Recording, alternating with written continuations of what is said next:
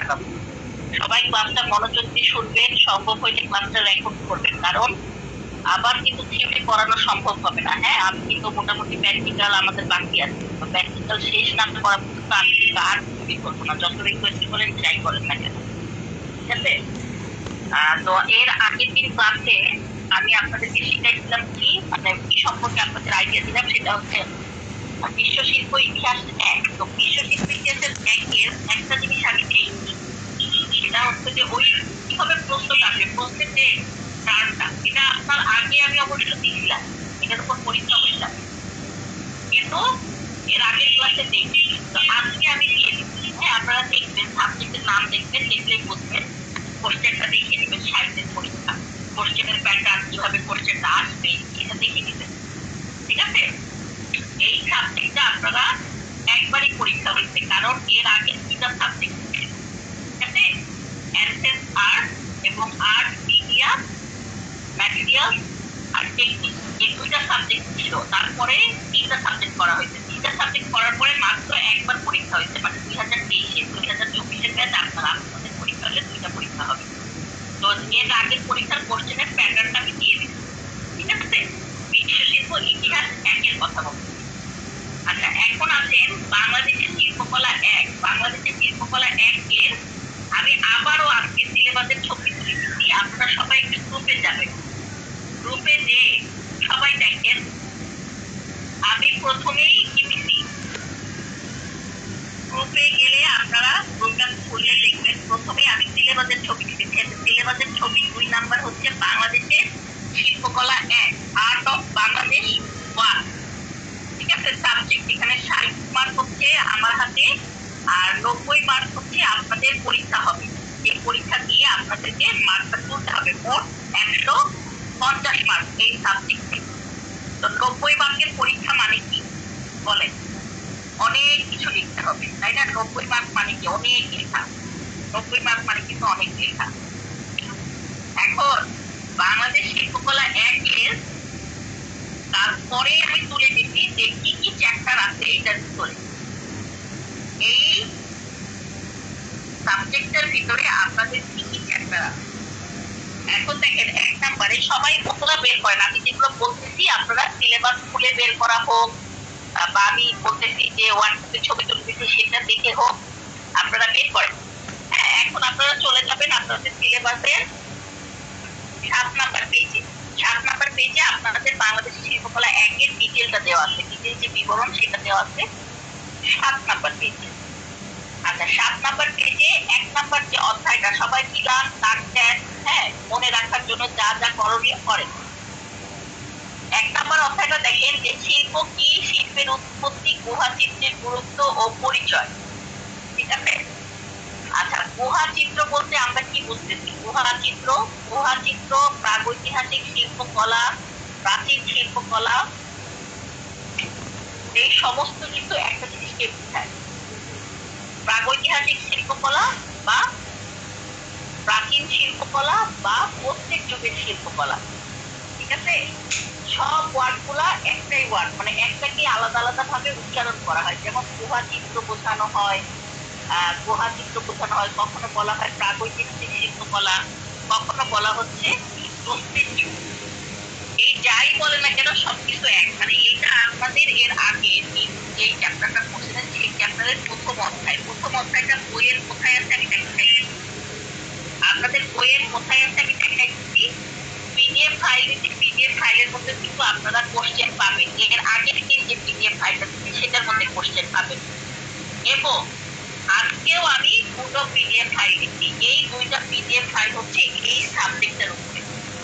ভালো মতো শুনেন, এই দুইটা পিডিএফ ফাইল হচ্ছে এই সাবজেক্টের উপর। তো এইটার ভিতরে আপনারা এই এই রিলেটিভ সমস্ত কোশ্চেন পেয়ে যাবেন। কিন্তু কথা হচ্ছে যে ডিটেল যদি পড়তে চান, ভালো মতো পড়তে চান, জিনিসটা যে প্রশ্ন কিন্তু একটা জায়গা থেকে অল্প একটু অল্প একটু বিচ্ছিন্ন ভাবে দেওয়া, তো ওগুলা পড়লে কিন্তু আপনি ডিটেল জানতে পারবেন না কখনোই। এই ডিটেলটা জানার জন্য অবশ্যই বই পড়তে হবে। এবং আমি যখন এর আগে আপনাদের ক্লাস রেগুলার যখন ক্লাস দিচ্ছি, তখন ক্লাসে আমি সংক্ষিপ্ত একটা বইয়ের ছবি দিয়ে দিয়েছিলাম। হ্যাঁ, যদি কারো কাছে ওই ছবিটা থেকে থাকে আপনাদেরকে আমি বলছিলাম যে ছবিটা আপনারা রাখবেন, তো ওই ছবিটা দেখে নিবেন, ওখানে অনেক ওইটুকুন করলেও না। হ্যাঁ, ওইটা সংক্ষিপ্ত আকারে দেওয়া, বাট ওই ছবিতে কিন্তু মোটামুটি ডিটেল আছে, বুঝতে পারছেন? সংক্ষিপ্ত আকারে বলে হবে কি আপনার ওখানে মোটামুটি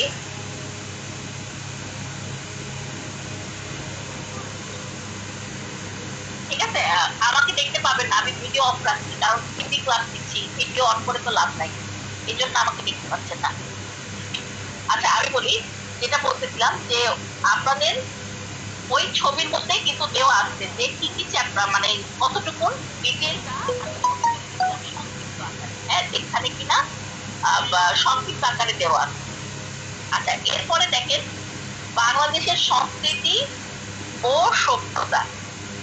এই বাংলাদেশের সংস্কৃতি ও সভ্যতা বলতে অনেক বিশাল একটা জিনিসকে বোঝায়। বাংলাদেশের সংস্কৃতি ও সভ্যতা বলতে গেলে আমি এর আগে বলছিলাম যে বাংলাদেশ অ্যাসোসিয়েশন 4টা বই বা 11টা বই বের করতে, এই 11টা বইয়ের মূল কাজই হচ্ছে বাংলাদেশের সংস্কৃতি ও সভ্যতাকে তুলে ধরা, এবং সংস্কৃতি ও সভ্যতার জন্য একদম আলাদা আলাদা প্রত্যেকটা আলাদা আলাদা বিষয়ের মতন করে আমাদের পুরো একটা ডিটেল বিশাল বড় বই আছে।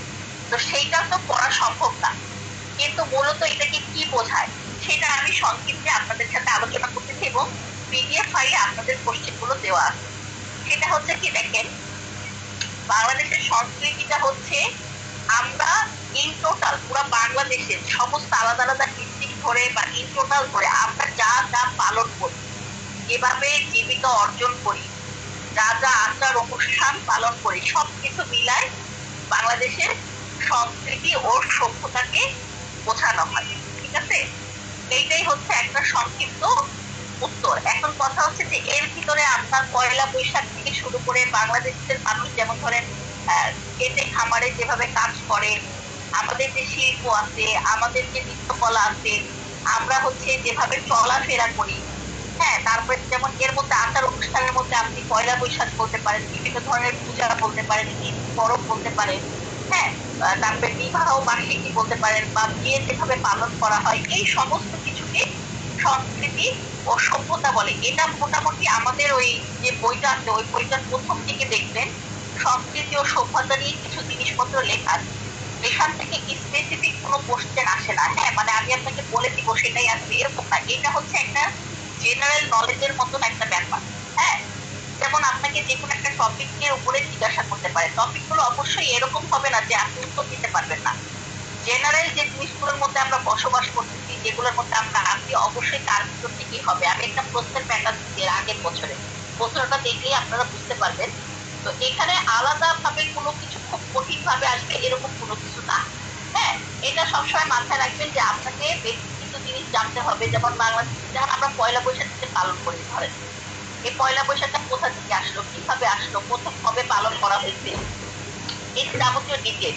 তারপরে যেমন ধরেন বিবাহ বার্ষিকী আপনারা জানেন, তারপরে ধরেন পূজা, কিভাবে পূজা করা হয় এবং পূজার আগে কি কি আয়োজন করা হয়, এই সব মিলাই এই সংস্কৃতি ও সভ্যতার যে বিষয়টা সেটাকে বোঝানো হচ্ছে। আচ্ছা এরপরে দেখেন বাংলাদেশের কিছু আহ অঞ্চল আছে, অঞ্চল বলতে যেগুলোকে পৌরাণিক অঞ্চল বলা হয়, মানে অনেক আগে প্রত্নতান্ত্রিক বলতে পারেন নিদর্শন যেগুলো, সেগুলোর উপরে একটা চ্যাপ্টার লেখা আছে। আমি এই চ্যাপ্টারটারও ছবি তুলে দিচ্ছিলাম, এবং আপনাদের যে নোটগুলো আছে সেগুলোতে এগুলো ডিটেল গুলো দেওয়া আছে। তারপরেও আগে এখন আবার এই ছবিটা আমি দিয়ে দিচ্ছি।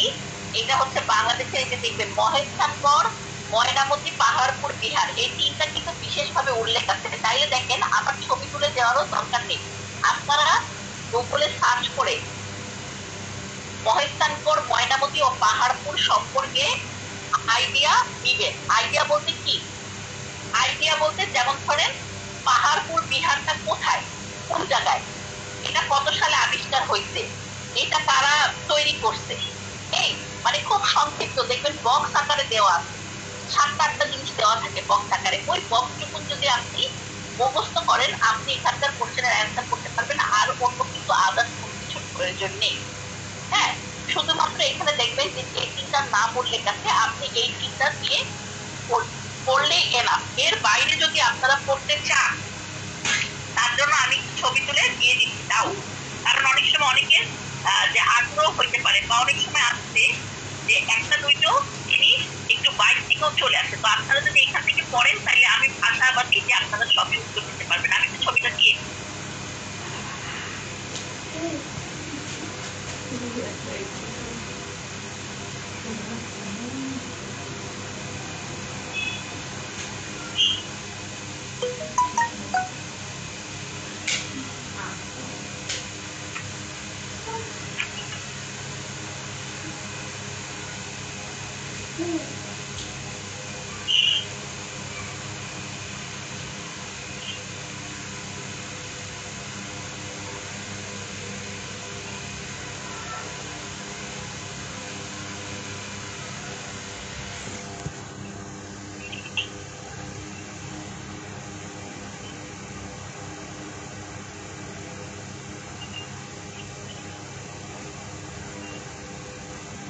দিয়ে দিলাম। হ্যাঁ, ছবিটা তুলে দিয়ে দিচ্ছি।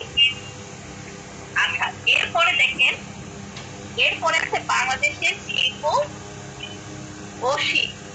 এই যে বাংলাদেশের শিল্প ও শিল্পী আছে, বাংলাদেশের শিল্প ও শিল্পী বলতে নির্দিষ্ট কয়েকজন শিল্পী যারা খুব বিখ্যাত এবং যারা খুবই পুরানো, এদেরকে বোঝানো হয় এবং এদের সম্পর্কে কোশ্চেন ঘুরায় ঘুরায় আসে। আপনাদের পিডিএফ ফাইলে তাদের ডিটেল গুলো পাবেন, সেই ডিটেল গুলো পড়লে এনাফ, তার বাইরে কখনো আসে না। তারপরেও আমি একটু নামগুলো আবার বলে দিই আপনাদেরকে। এটা হচ্ছে যে আমাদের জয়নুল আবেদিন, আপনারা সবাই জানেন আমাদের জয়নুল আবেদিন সম্পর্কে জানেন। এস এম সুলতান, কামরুল হাসান, আর হচ্ছে নবেরা আহমেদ। এই চারজন সম্পর্কে সবচাইতে বেশি এই যাবৎকালে যত কোশ্চেন এই চারজনের ভিতরেই আসছে, ঠিক আছে? এর বাইরে এই যাবৎকালে আসে নাই। তো আমি এটারও একটু ছবি দিয়ে দিচ্ছি। হ্যাঁ, আপনারা নামগুলো শুধু মাথায় রেখে, আপনারা যে এখান থেকে পড়তে হবে এমন না, আপনারা নোট থেকে পড়তে পারেন।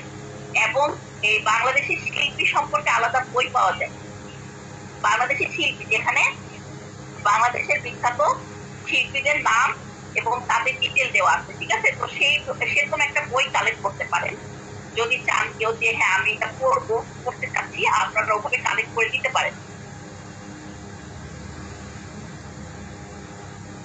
আচ্ছা, আমি একটু দিয়ে নিই, তারপরে আমি লেখাটা দিচ্ছি। নাম লিখব, এই জন্য আপনাদের যেটা করতে হবে যে আমি যে চারজন শিল্পীর নাম বললাম আমি দিয়ে দিচ্ছি একটা ছবি, যেখানে শিল্পী এবং শিল্পীর বিখ্যাত সব চিত্রের নাম দেওয়া আছে।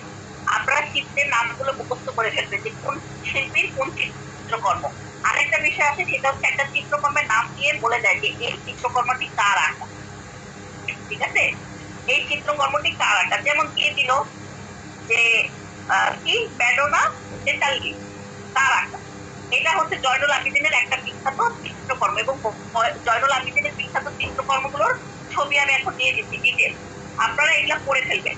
তারপরে আসে যে ধরেন দিল শিল্পচর্চা জয়নুল আবেদিনের জীবন বৃত্তান্ত লিখো। জীবন বৃত্তান্তর মধ্যে কোনো কিছুই নাই, সে কবে জন্মগ্রহণ করছে, কবে মৃত্যুবরণ করছে, এই তার পড়াশোনার একটু ডিটেল, আর মেন হচ্ছে তার কি চিত্রকর্মের ডিটেল।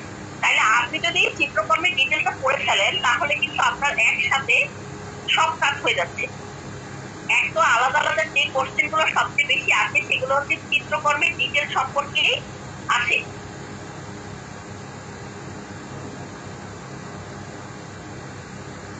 আচ্ছা, তারপরে কি আপনি হচ্ছে আলাদা আলাদা লিখতে পারবেন, আর যদি তার সম্পর্ক আছে আপনি ডিটেলটা লিখে ফেলবেন। আর বাংলাদেশের একমাত্র সর্বপ্রথম ভাস্কর্যবিদ ছিল নবেরা আহমেদ। আমি নামটা বলে দিচ্ছি, সবাই মার্ক ডাউন করে ফেলেন, লিখে ফেলেন, নবেরা আহমেদ। এই নবেরা আহমেদ সম্পর্কে সবসময় কোশ্চেন থাকে, সবসময় থাকে। এই জন্য নবেরা আহমেদের ডিটেলটা পড়ে ফেলবেন এবং ওনার জীবনী সম্পর্কে সরাসরি চলে আসে যে নবেরা আহমেদ কে, ওনার জীবনী সম্পর্কে লেখো। আচ্ছা, তারপরে দেখেন আরেকটা বিষয় বলি, সেটা হচ্ছে যে এর বাইরেও কিছু কিছু শিল্পী আছে, আছে না যে তা না। যেমন রবীন্দ্রনাথ ঠাকুর, রবীন্দ্রনাথ ঠাকুরকে আমরা চিনি কি হিসাবে, রাইটার হিসাবে সবাই, তাই না? কিন্তু উনি কিন্তু আমাদের বাংলাদেশে মডার্ন আর্টের জনক। এটা কিন্তু এটা সম্পর্কে চর্চা কম হয়, কিন্তু আমরা শিল্পী হিসাবে ওনার কিন্তু আর্টটা নিয়ে বেশি গবেষণা করব। তাই শিল্পী সম্পর্কে যখন এখানে রবীন্দ্রনাথ ঠাকুরের কিছু আসবে তখন কিন্তু আপনার ডিটেলটা লিখতে হবে যে উনি একজন মডার্ন আর্টের জনক বাংলাদেশের, এবং ওনার আর্টের যে ডিটেল গুলা, যে উনি কিভাবে আঁকতো বা কিভাবে, উনি কিন্তু রং দিয়ে কখনো আঁকে নাই। উনি সবসময় ধরেন একটা কবিতা লিখতেছে, একটা গল্প লিখতেছে, কাটা ছেঁড়া হয়েছে, ওখানে হয়তো বা সে কোনো কি একটা কিছু আঁকার চেষ্টা করছে, এবং যেটা আঁকছে সেটা কোনো নির্দিষ্ট কোনো মানুষের ছবি বা কিছুর ছবি এরকম না। অনেকগুলো দাগা দাগি, বোঝা যাচ্ছে কিছু একটা, আবার বোঝা যাচ্ছে না। ওনার ম্যাক্সিমাম আর্ট গুলাই সব এই টাইপের, ঠিক আছে? কারণ উনি এই আর্টটাই করছে, এবং এটাই হচ্ছে মডার্ন আর্ট। এটার একটা আলাদা ব্যাখ্যা আছে, সেটা সেকেন্ড সেমিস্টারে যায় পাবেন, এখন আমি বলবো না। হ্যাঁ, তো মডার্ন আর্টের জনক হচ্ছে কি রবীন্দ্রনাথ ঠাকুর, এবং রবীন্দ্রনাথ ঠাকুরের বংশে আরো অনেক বিখ্যাত বিখ্যাত শিল্পী আছে, তাদের আপনি ডিটেল গুলো পাবেন আমাদের পিডিএফ ফাইলে আছে, বলে দিচ্ছি। তো এর বাইরে থেকে আর আলাদা এরকম কিছু আসে না, কিন্তু সহজ একটা কোশ্চেন বলি 1 মার্কের, সেটা হচ্ছে যে কোনো একটা লোকের নাম দিয়ে বলে দেয় যে কি কে। এখন কথা হচ্ছে আপনারা তো সবাই চারু ও কারুকলা নিয়ে পড়তেছেন, তাহলে অবশ্যই ওখানে কোনো ডাক্তারের নাম, ইঞ্জিনিয়ারের নাম, বা হচ্ছে কি বলে কোনো রাইটারের নাম আসবে না। অবশ্যই এখানে যার নাম দিবে সেটা একটু ঠিক, এটা কিন্তু একটা কমন সেন্স। কিন্তু ম্যাক্সিমাম আমি যখন খাতা চেক করতাম, দেখতাম যে এই কে হঠাৎ করে একজনের নাম দিয়ে দেয়, ঠিক আছে, এই কেটা কেউ লিখতে পারে না যে কে। এটা কিন্তু সহজ একটা উত্তর যে উনি একজন শিল্পী, সহজ ভাষায় উনি একজন শিল্পী। কে অমুক, অমুক আমি বলবো না, এটা যে কেউ হইতে পারে, সে একজন শিল্পী। হ্যাঁ, তো এই যে বিষয়টা, এই কোশ্চেনটা মাথায় রাখবেন যে আপনাদের যত কিছু আসবে কোনো ব্যক্তির নাম দিয়ে মনে রাখবেন যে তার শিল্প জগতের সাথে কোনো না কোনো সম্পর্ক আছে, এবং অবশ্যই উনি একজন শিল্পী। হয়তো তো আপনি জানেন না, বড় কোশ্চেন আসলে অ্যান্সার করতে পারবেন না, বাট এরকম ছোট কোশ্চেন আসলে অবশ্যই, এটা আমি একটা টেকনিক শিখাই দিলাম যে অবশ্যই উনি একজন শিল্পী এবং ওনার সম্পর্কে কি জেনে। আরেকটা বিষয় মাথায় রাখবেন যে আপনারা পরীক্ষা দেওয়ার 1 মাস আগে যদি কোনো শিল্পী মারা যায়, বিখ্যাত কোনো শিল্পী, এটা কিন্তু পেপারে আসে, খবরে দেখায়, বিখ্যাত কোনো শিল্পী, তাইলে তার সম্পর্কে একটা কোশ্চেন থাকবে, মাস্ট থাকবে। হ্যাঁ, যদি মারা যায়, এখন মারা যদি না যায় তাইলে তো আসবে না, কিন্তু যদি মারা যায় থাকে, হ্যাঁ এখনো জানি না কারণ আপনাদের পরীক্ষা দেরি আছে, কোশ্চেন এখনো হয়নি। তো যদি মারা যায় তাইলে তার সম্পর্কে, সে কে মারা গেছে তার সম্পর্কে একটু ডিটেলস পড়ে ফেলবেন। কয় তারিখে সে মারা গেল, সে কোন একুশে পদক পেয়েছে কিনা, সে কোন ডিস্ট্রিক্টের বাসিন্দা, এবং তার কয়েকটা চিত্রকল্প সম্পর্কে পড়ে ফেলবেন।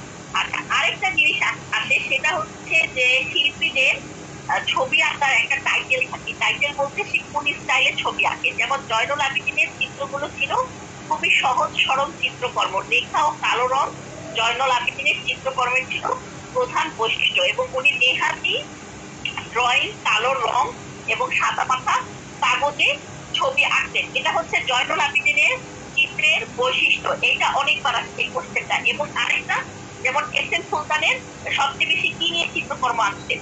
এস এম সুলতান সবচেয়ে বেশি চিত্রকর্ম এঁকেছেন গ্রাম বাংলার যে মানুষ আছে, খেটে খাওয়া কর্মজীবী মানুষ, তাদেরকে নিয়ে উনি সবচেয়ে বেশি চিত্রকর্ম এঁকেছেন। যেমন এস এম সুলতানের কিছু বিখ্যাত চিত্রকর্মের নাম আমি আপনাদেরকে বলি, সেটা হচ্ছে প্রথম বৃক্ষরোপণ। এই প্রথম বৃক্ষরোপণটা অনেক সময় আছে ফার্স্ট প্লান্টেশন, ইংলিশে আছে, যে এটা তার চিত্রকর্ম, এটা এস এম সুলতানের চিত্রকর্ম, একটা বিখ্যাত চিত্রকর্ম, প্রথম বৃক্ষরোপণ। ধান বাড়াই, চর দখল, পাটখোয়া, কৃষক পরিবার। এই যে নামগুলো, এই নামগুলো পড়ে আপনাদের কি মনে হয়? কৃষক পরিবার, এই যে কৃষক পরিবার, অবশ্যই এটা একটা কৃষক এর পরিবারকে নিয়ে চিত্রকর্মটা আঁকা হয়েছে নাকি? নাকি কৃষক পরিবার কোনো বিজনেসম্যানের চিত্রকর্ম? না, কৃষকের পরিবার। পাট ধোয়া, তারপরে কি চর দখল, ধান মাড়াই, এই যে প্রত্যেকটা কি গ্রাম বাংলার খেটে খাওয়া মানুষদেরকে নিয়ে আঁকা চিত্রকর্ম, ঠিক আছে, এস এম সুলতান। এবং এস এম সুলতান কিন্তু বাংলাদেশের সবচেয়ে বড় শিল্পীদের মধ্যে থেকে একজন। হ্যাঁ, জয়নুল আবেদিনের থেকেও বড় মাপের শিল্পী।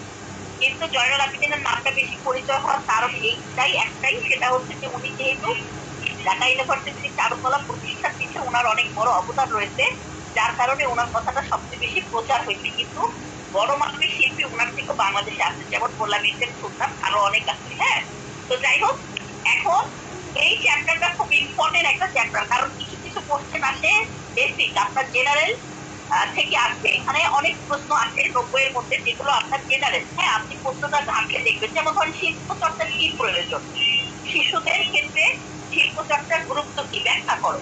হ্যাঁ, তারপরে লিখো যে দৈনন্দিন জীবনে আমাদের শিল্প চর্চা কিভাবে কাজে লাগে বা কি প্রয়োজনীয়তা আছে।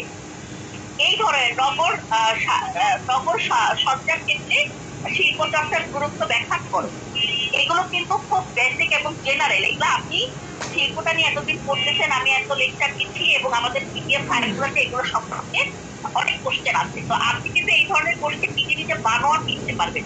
কিন্তু এখন যদি আসে একজন কোনো নির্দিষ্ট ব্যক্তির নাম, সেই ব্যক্তির নামে কিন্তু আপনাকে অবশ্যই সেই ব্যক্তির ডিটেলটা দিতে হবে, বাইরের আদার্স কোনো কথা বললে কিন্তু হবে না।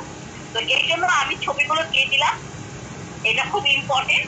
ঠিক আছে, আচ্ছা এরপরে আরেকটা কথা বলি, সেটা হচ্ছে বাংলাদেশের শিল্পকলা চর্চা। আমি ক্লাসটা একটু কাটতেছি, কাটে আবার জয়েন করতেছি, সবাই জয়েন হন।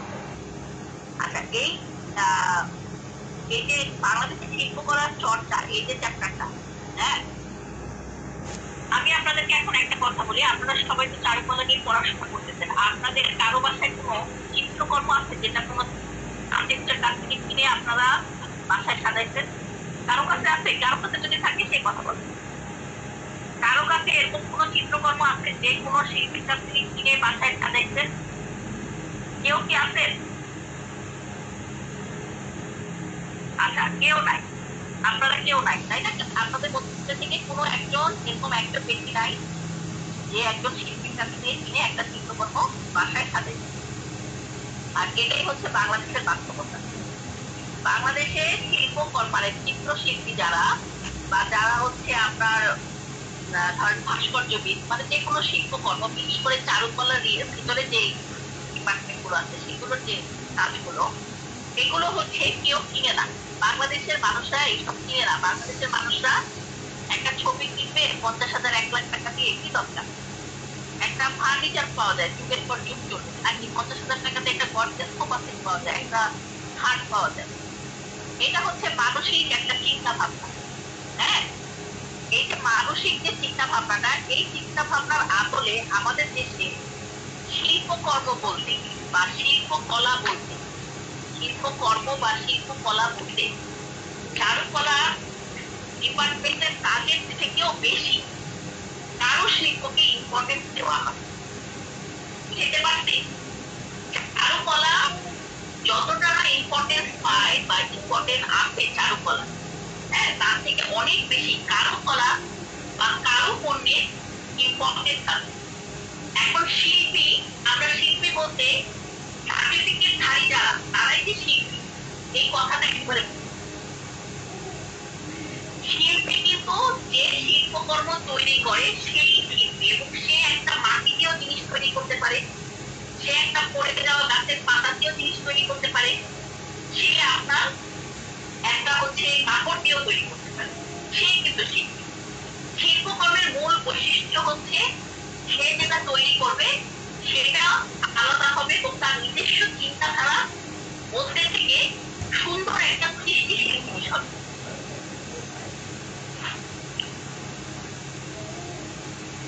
ঠিক আছে, তো এই যে কথাটা আমি বললাম, তো এখন দেখেন এই যে কথাটা যে বললাম, এই কথাটা এখন দেখেন, কারু শিল্প যে জিনিসটা আছে, কারু শিল্প বা কারু কারু পণ্য যে জিনিসগুলো আছে, এই জিনিসগুলো দেখবেন আমাদের বাজারে অনেক অ্যাভেলেবেল।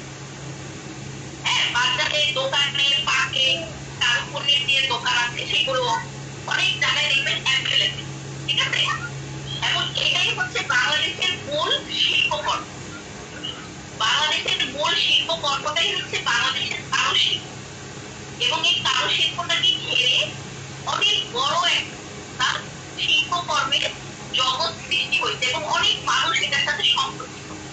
তো বাংলাদেশের যে শিল্পকর্ম সম্পর্কে এখানে আলোচনা করা হয়েছে, এটা হচ্ছে বাংলাদেশের শিল্পীদের, চারুকলাধারী শিল্পীদের কাজ না, এটা হচ্ছে বাংলাদেশের কারুপণ্যের যে ইন্ডাস্ট্রি আছে বা কারুপণ্যের যে কাজ আছে বা কারুপণ্য যে ওয়ার্ক আছে সেটার বিষয়ে কথা বলা।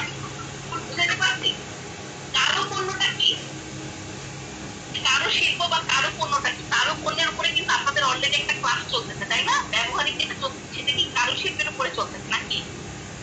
এবং এই কারুপণ্যের উপরে বাংলাদেশ শিল্পকলা একের একটা আলাদা চ্যাপ্টার আছে এবং প্রতি বছর প্রচুর এখানে কোশ্চেন আসছে। ঠিক আছে, কোশ্চেন গুলো যেরকম আসে আপনার কি ধরনের, প্রথমত কারুশিল্পের আমি কিন্তু অনেক বড় একটা চ্যাপ্টারের আপনাদের ছবি তুলে দিচ্ছিলাম, ওখানে অনেক ডিটেইলে লেখা আছে এবং ওইটুকু পড়লে যত যথেষ্ট। এর থেকেও বেশি যারা পড়তে চান তারা হচ্ছে কারুশিল্পের উপরে একটা আলাদা বই আছে, হ্যাঁ, বইটার ছবি আমি দিয়ে দিচ্ছিলাম, আবারও লাগবে দিয়ে দিব। সেটা একটা বিশাল বড় বই, ওখানে বাংলাদেশের ইন টোটাল কারুপণ্যের যে ডিটেল সেটা দেওয়া। আর আমাদের দেশের মূল কারুপণ্যের মধ্যে যেমন নকশি কাঁথা, কাঠের বিভিন্ন ধরনের পণ্য, বিভিন্ন ধরনের ধাতব পণ্য, মাটির পণ্য, টেরাকোটার পণ্য, তারপরে আছে কি বিভিন্ন ধরনের অলংকার সমূহ, হ্যাঁ, তারপরে আছে হচ্ছে নকশি পাটি, নকশি পাখা, পুতুল, তারপরে পটচিত্র, ঠিক আছে, শখের হাড়ি ইত্যাদি আরো অনেক ধরনের পণ্য আছে। তো এই পণ্যগুলোর ডিটেল আপনারা পিডিএফ ফাইলে পাই যাবেন। আর যদি কারো কাছে আগের ছবি তোলা থাকে তাহলে সেটা করবেন, সেটা করলে তার বাইরে কোনো কিছু আসবে না। বিশেষ করে আমি একটা জিনিস সম্পর্কে বলি, নকশি কাঁথাটা সবাই পারবে, তাই না, কিন্তু পটচিত্র, এই চিত্রটা সম্পর্কে অনেকের আইডিয়া নেই। এটা একটু বলে নিই, এটা হচ্ছে মূলত কারো পণ্যেরই একটা অংশ, কিন্তু বর্তমানে শিল্পীরা এটা নিয়ে অনেক বেশি কাজ করতেছে। পটচিত্রটা হচ্ছে আমাদের এই অঞ্চলের পটুয়ারা এই চিত্রকর্মটা আঁকত, ঠিক আছে। এটা হচ্ছে এক ধরনের সাদা কাপড়ের উপরে প্রলেপ দিয়ে তার উপরে সরল ভাবে যে চিত্রকর্ম আঁকা হয় তাকে বলা হয় পটচিত্র। এবং পটচিত্রের মধ্যে খুব বেশি ভাগ ও মাত্রা অতিরিক্ত কালার শেডিং এগুলো কিছুই থাকে না, এক কালারে 2 থেকে 3টা কালার ব্যবহার করা হয়, খুব সিম্পল ভাবে চিত্রকর্ম আঁকা হয়। এবং আঁকার আর মানে বিষয়টা একটু ডিফারেন্ট টাইপের, ঠিক আছে। আমার আশেপাশে কোনো পটচিত্র নাই, যদি থাকতো আমি দেখাইতাম, আপনারা একটু সার্চ করে দেখিয়েন। হ্যাঁ, তো পটচিত্র যারা আঁকে তাদেরকে বলে পটুয়া। এবং বাংলাদেশের একমাত্র চিত্রকর্মই হচ্ছে এই পটচিত্র। একমাত্র চিত্রকর্ম বলার উদ্দেশ্য হচ্ছে এটা, এই যে আমরা যে 8টা ডিপার্টমেন্ট নিয়ে কথা বলি, 8টা ডিপার্টমেন্টে মনে করেন ড্রয়িং এন্ড পেইন্টিং এর মাধ্যম হচ্ছে পটচিত্র। কিন্তু এই যে যত ডিপার্টমেন্টের যত রকম কাজ আছে, যে oil colour, water colour, ink, pencil sketch, তারপরে কি, তারপরে ছাপচিত্র, ভাস্কর্য, এই ম্যাক্সিমাম জিনিসই আসছে কোথেকে, বিদেশ থেকে। বিদেশ থেকে বাংলাদেশে আসছে। কিন্তু পটচিত্রটা কিন্তু আমাদের দেশের চিত্রকর্ম। এর পাশাপাশি যেই কারুপণ্যগুলোর কথা বললাম এগুলো কিন্তু আমাদের দেশের, যেমন বললাম যে নকশি কাঁথা, এটা আমাদের দেশে তৈরি হয়। তারপরে যেমন ধরেন টেরাকোটা, এই টেরাকোটাটা কিন্তু আমাদের দেশে অনেক আগে থেকে মানে যারা হচ্ছে মাটির কাজ করে তারা তৈরি করছে। কিন্তু একটা জিনিস আমাদের দেশে যেটা সমস্যা, সেটা হচ্ছে আমাদের দেশে ভ্যারাইটিস টাইপের পণ্য উৎপাদন হয়। এটা হচ্ছে আমাদের মানসিকতার মধ্যে সমস্যা। কারণ আমি একটু আগে যেটা বলছি যে টাকা দিয়ে বেশি ফেলবো না আমরা, আর ফেললে চিন্তা করবো যে যেটা বললাম যে খাট কিনবো। এখন কথা হচ্ছে যে যখন ভ্যারাইটি পণ্যের কথা চলে আসে তখন একটা পণ্যতে যে খরচটা হয়, আপনি একই রকম পণ্য 100টা বানাইলে খরচ অটোমেটিক কমে আসে। তো মানুষ যখন বাজারে যায় সবসময় কিভাবে কম দাম দিয়ে জিনিস কেনা যায়, সেই টেন্ডেন্সিটা কিন্তু আমাদের, এটা আমাদের মানে জেনারেশন বাই জেনারেশন থেকে আমাদের ভিতরে আছে।